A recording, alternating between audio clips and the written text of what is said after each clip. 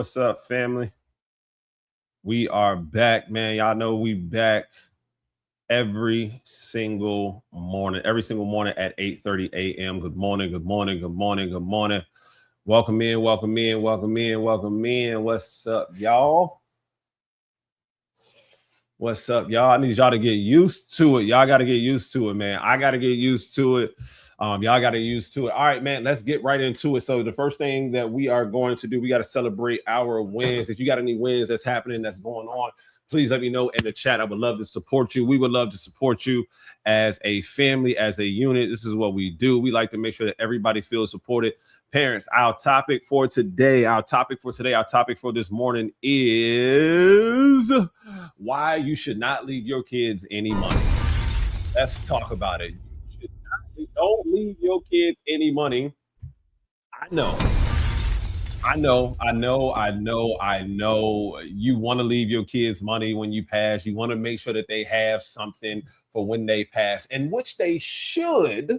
But money shouldn't be the only thing that you leave your child when you pass. Leaving your child money without a plan of what to do with that money is just as irresponsible as leaving them no money at all. I've seen it with my own eyes. When I used to run a youth shelter, I had a young girl who came to me, and both of her parents had passed away just at 17 years old. When she was 17 years old, she came to me, and she was ready. She was getting ready to turn 18 years old. And at 18, she was eligible to receive the life insurance policy that her parents had left her, $105,000.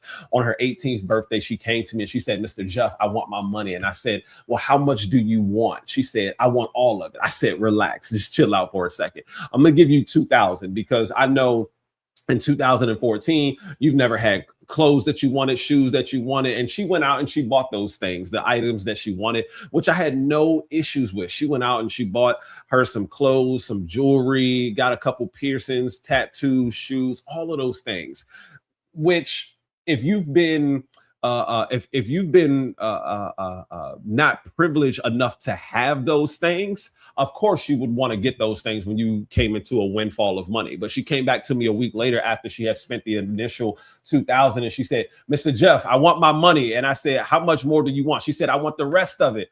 I said, "No, chill out. I'm gonna give you another $1,000. What's going on, y'all? Appreciate y'all coming in, man, over on YouTube. Thank y'all so much. I appreciate it, man. Do me a favor, subscribe, hit that subscribe button. Hit that subscribe button if you have not already." But she came back to me. She said, "Mr. Jeff, I want the rest of it." I said, "Relax. I'm gonna give you another $1,000. You don't have anywhere. You don't have any rent. You don't have any car. You don't have to pay for your food. You can stay in a program until you're 21 years old. You can get yourself together." This was the best and ideal situation for her. But she didn't want that. She called my director, Mr. Dexter. Mr. Dexter called me on the phone and said, "Mr. Jeff, you need to give that young lady her money. You need to go and open her up an account, take the money from the family account, and go ahead, give her a cashier's check and put it into her account." Now, we put $103,000 into a checking account for her, and this young lady was broke. Within 90 days. In 90 days time, she was 100% broke. And it's amazing. Thank you so much. Appreciate y'all. It's amazing how quickly she had went through this money. And this is the same story of what happens to people who win the lottery, how about 75% of people who win the lottery end up going broke within 3 to 5 years, because easy come, easy go. Again, it's not that you shouldn't leave your kids money. It's that you shouldn't leave your kids money if they have no plan of what to do with it. Some of y'all kids are planning your demise, knowing that you got a life insurance policy that's going to pay them out when something happens to you, right? But you shouldn't be leaving your children money if they don't know what to do with it. And that's why this conversation that we're going to have today is so important, because talking about money shouldn't be awkward. Talking about money in your family should not be awkward. It should be a regular conversation that we have in our families, right? But it's not a regular conversation that we have within our families. And what your goal is for your family is to change the narrative. I need you to have a family meeting with your family every single week to talk about money, to talk about finances, right? The most dangerous financial habit isn't overspending. It's never talking about money. I mean, honestly, think about it. When was the last time you and your family sat down and you had a real money conversation where you talked about credit, where you talked about budgeting, where you talked about saving, when you talked about investing? Yesterday, we had a lot of deep conversations about how people who grow up economically disadvantaged, they make sure that their kids have fun. They introduce their kids to fun and to experiences. They don't introduce their kids to opportunities. This is your opportunity to introduce your children to opportunities. And I'm going to give you a couple of ways that you can do that. Number one is you can have them read. They have books that they can play. Rich Dad, Poor Dad. Books that they can read.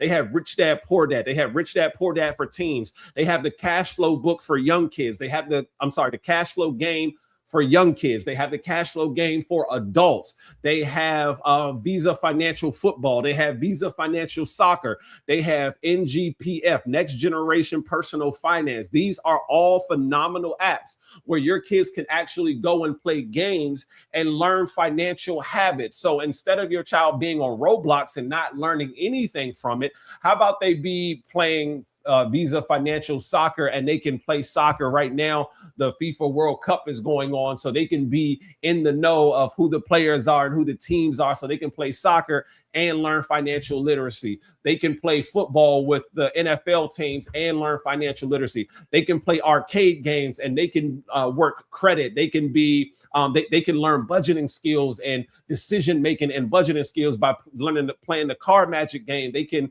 learn how to be a business owner and what it takes to be a business owner by playing the Next Generational Personal Finance, ngpf.com or .org. I can't remember which one it is, but there's a couple of different things that they can do in order to learn these financial skills where they can play these games. And if my child is going to be on their phone, on their iPad, tablet, whatever it might be, computer all day, I would rather than be on there all day having fun and learning something at the same time. Where some people call the iPad the babysitter for the kids, right? They call the iPad the babysitter for the kids.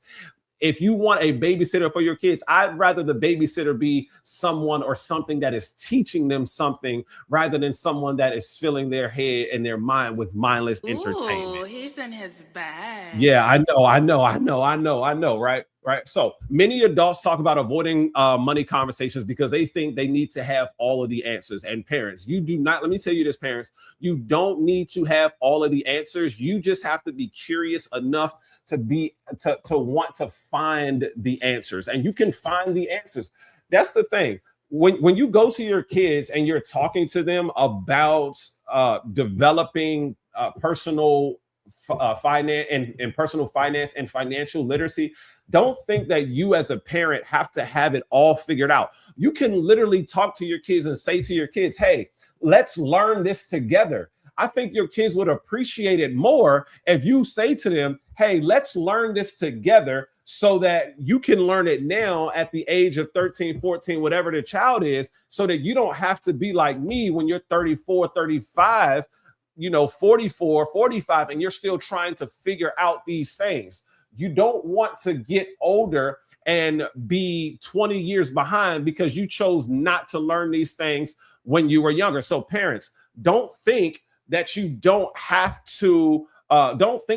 to have it all figured out, because here's what the other issue is. We all heard the saying, if you're not a part of the solution, then you're not a part of the problem. Parents, staying silent means you're a part of the problem. Never talking to your kid about budgeting, credit, finance, banking, all of those things, that is a part of the problem, because the only thing that they're where else are they going to learn it from if they don't learn it from you? They're going to learn it from social media. They're going to learn it from trial and error, which is one of the most dangerous ways to learn financial literacy. Trust me, I know. I've had 3 cars repossessed in my younger days because I had to learn through trial and error. This wasn't something that we actively sat down and talked about.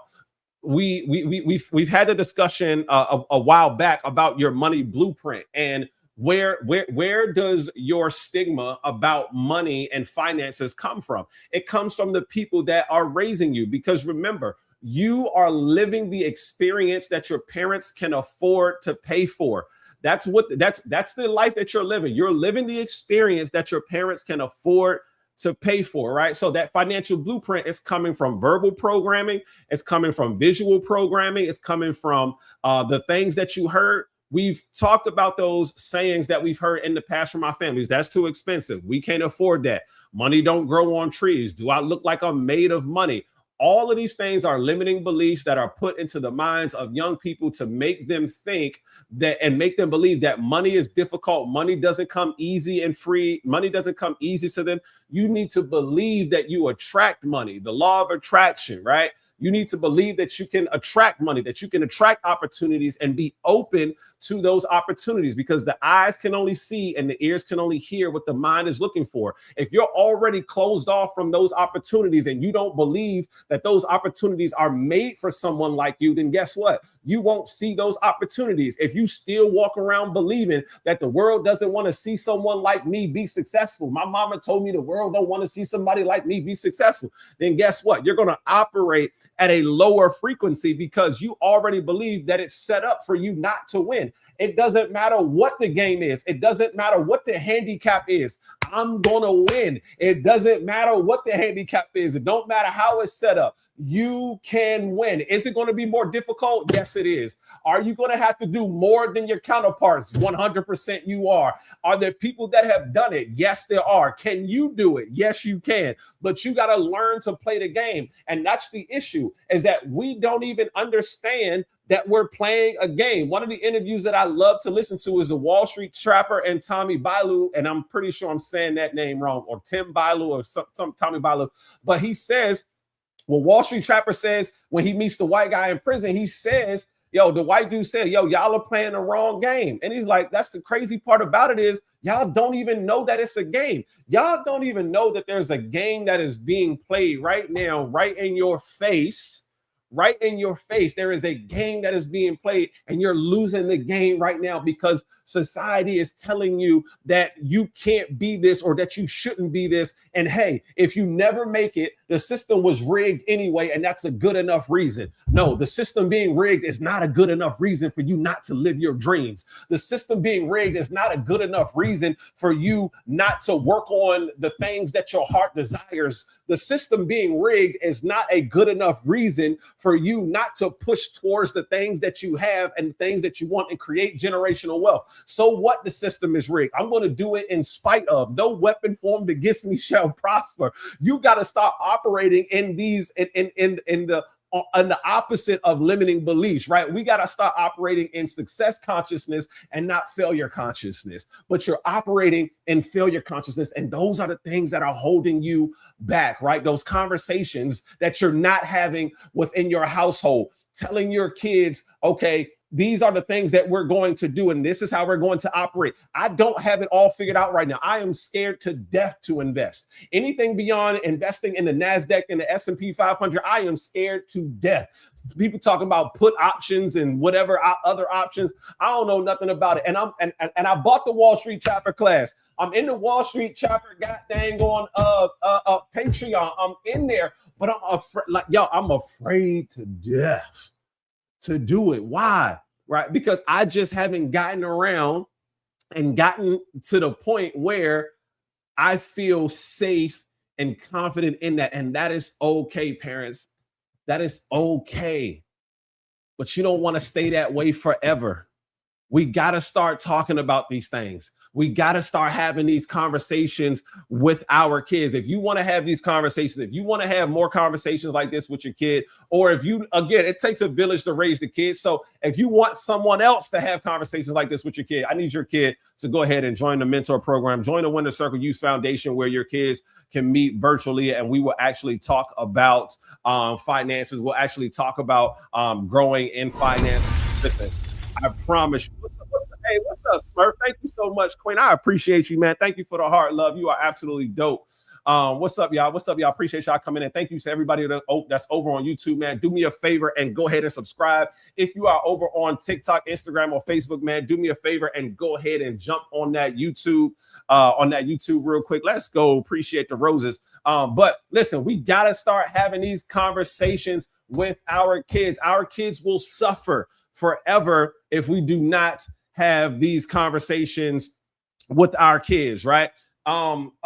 Financial literacy isn't just about making money. And I tell people this, I tell the young kids all the time, I know one thing for sure that you are going to do in your lifetime is you are going to make money. And especially the kids that are in the juvenile detention center facilities, I know y'all are going to make money. Some of y'all got money right now. Some of y'all got money right now.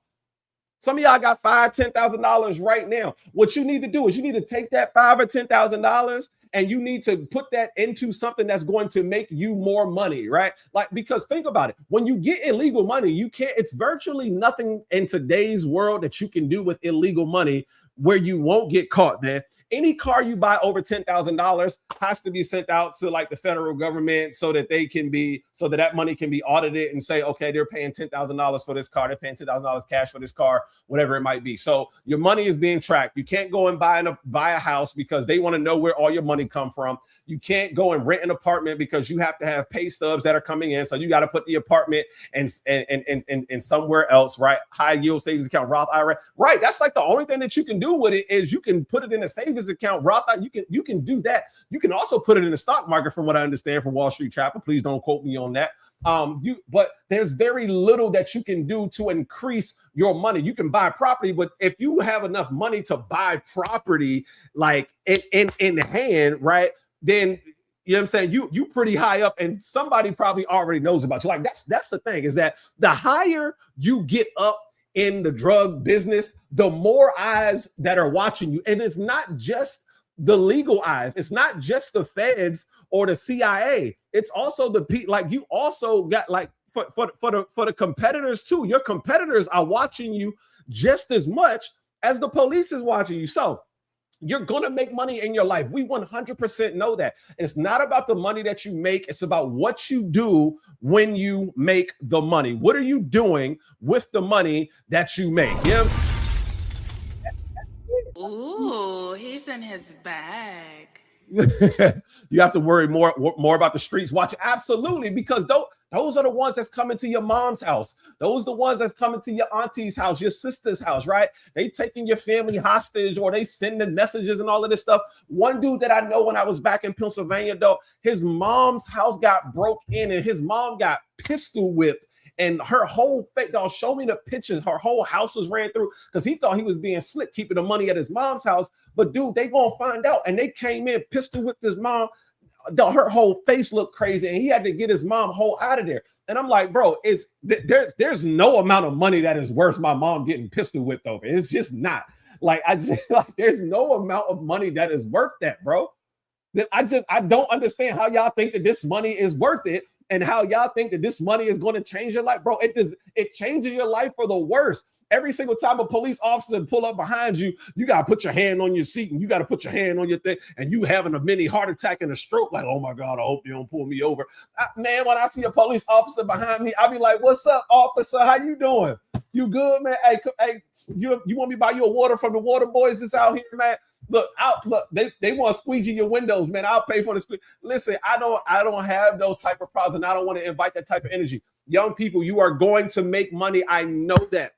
But what do you do when you make your money is the thing that you must worry about. Thank you so much for the roses. I appreciate you, Smurf. I greatly appreciate you, love. What do you do with the money when you make it? You got to put that into something that's going to help you get some sort of legal money. One of the best things that you can do, go and get this camera, man. Listen, being a social media marketer, being a social media content creator for a business is an easy way for any young person right now to make money, for to do something where you don't have to be you can be a freelancer, you can be 1099, but then you got to understand paperwork and taxes and all of that stuff and contracts and all of that. But like, go and get you a camera, go get you the DJI Osmo Pocket 3, go get you the DJI Osmo Nano, go get you some Ray-Bans, right? Like I did a video on how to fire your videographer with just $1,500. If you a young person, a young boy, and you telling me, yo, you got $5,000 from off the street, I'm gonna say, go get you an Osmo Pocket 3, go get you some Ray-Bans, the new Jones, and go get you the DJI drone,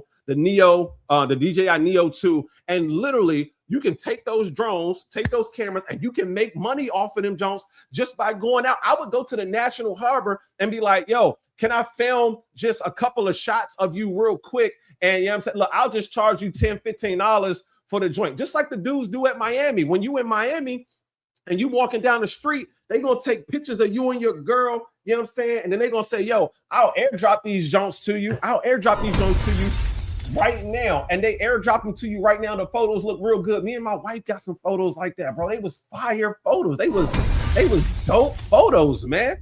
They was dope photos. Ooh, he's in his bag. You realize that you can create that same thing wherever you are. Go into the city downtown where the people are, where the people walk. Go into the scenic places where people, people like to hike, and just say, yo, I'm gonna take my Osmo, I'm gonna take my drone, and my drone gonna hit this joint for you, hit that joint for you.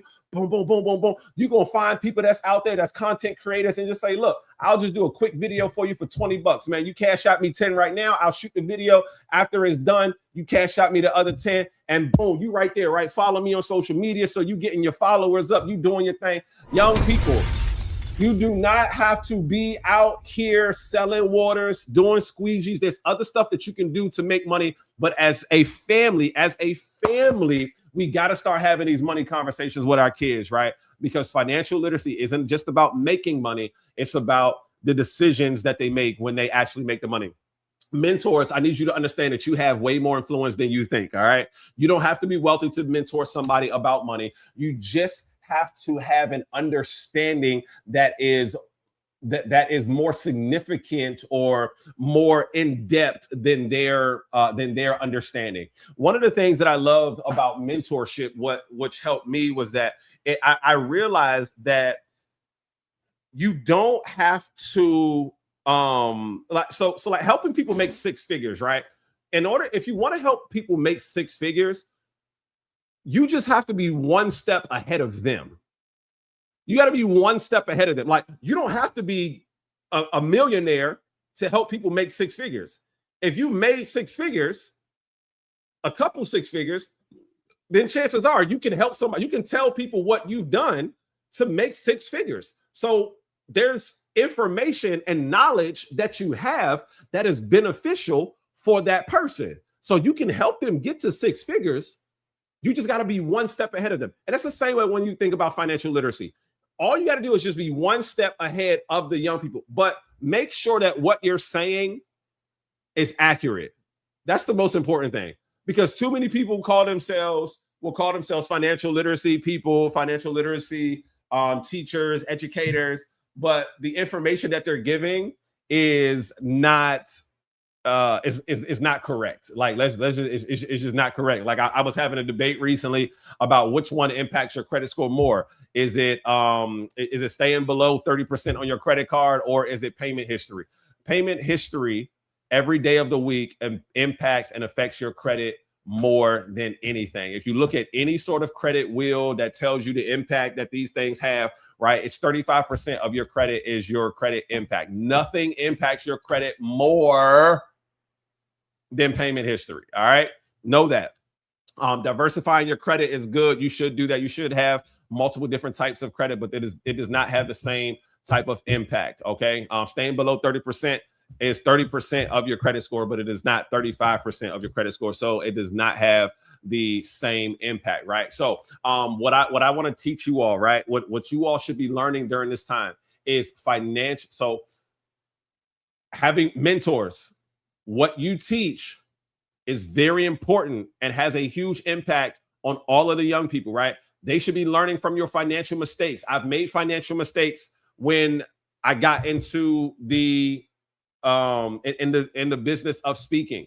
When I first started speaking, I lost like $2,000 on my first event, my first gig. I rented out a theater, an 800-seat theater. I sold tickets to it. I just knew everybody would want to come and hear somebody speak for the first time. If they didn't want to, at least they would support it. An 800-seat theater, I only sold 15 tickets. I only sold 15 tickets. It was absolutely terrible. And that video is still up on YouTube. And you can listen to the acoustics and the auditorium. It was 30 people there. I know I said I sold 15, but 15 other people came because they were the praise and worship team from Mount Olivet Baptist Church in Uniontown, Pennsylvania. Shout out to them, all love. But they came and it was like I lost money on this. And I didn't just lose money on that first time, right? I lost money the second time when I did it. And in life and in business, you're going to learn that you got to spend money to make money. And that didn't stop me from continuing on this dream. I decided I was going to do a comedy show. I hired Paris Sachet and my boy Omar Terrell. Paris Sachet ended up bringing Rallo Boykins, and they did a great show. I paid them all. I asked my co-host where was the money at from the tickets she sold. She said, "Oh, you wanted that? I didn't know that you wanted that." She's like, "That's why I was asking you how much everything was going to cost, because I would have gave you some of it." Now, I was very confused because I was like, "What you mean give me some of it? You should have gave me all of it." But the one mistake that we make as people is thinking that everybody lives by the same principles. You got to have financial principles. Now, was it her fault for not knowing what to do with the money, or was it my fault for not communicating to her what to do with the money? And thank gosh, this happened with only $200. I couldn't imagine if it would have happened with $2,000 or $20,000 or $200,000. I learned right up front that there shouldn't be no handshake deals in business that you have with your friends. And this person was a person that I called my friend. No handshake deals. You need to understand what your part is. I need to understand what my part is. And we need to come together and make sure that we are both holding up our ends of the deal. And when you're doing work with your friends or family, you need to over communicate. These are financial mistakes that I made when I was first getting into business that I don't want you to make. I want you to have a better experience. I want you to have a better experience. What's up, y'all? What's up, y'all? Financial advice. Yeah, we talking about a little bit of financial advice. Yes. As I slip my finger, what the heck?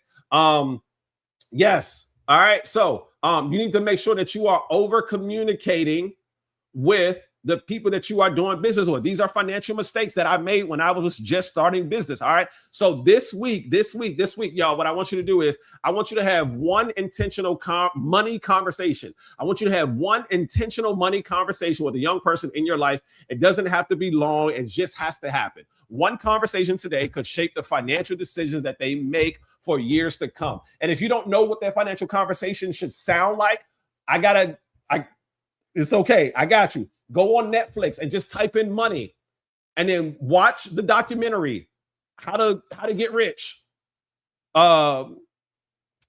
Money Explained. And oh my goodness. It's another one. How to Get Rich, Money Explained. And there's another one on Netflix. Just watch those documentaries with a young person and then just have conversations about them. Have conversations about them. Talk to them about them. It's an easy way to start the conversation, but we gotta have these money conversations. And if you want to continue to go to ngpf.com or go to practicalmoneyskills.com, practicalmoneyskills.com, and there's lessons right there for any age group. For any age group, there's lessons right there that our kids should know. And if you want your kids to be more financially intelligent, I want you to connect them with me, and I want them to join my mentor program. It's a nonprofit organization that I have where I teach financial literacy. I teach money skills. Your child needs to be in that space, learning financial literacy and learning those money skills. I would love to teach them. I would love to encourage them.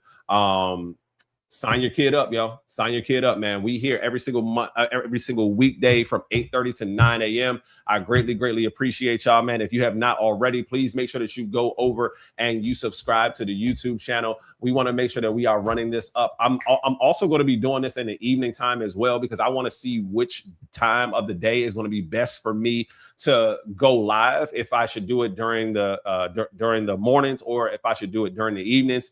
But during the evenings, we are going to have the same conversation. So I appreciate y'all, man. Make sure that you all stay in your bag so you never got to chase a bag. I am your kid's favorite mentor, Backpack Jeff.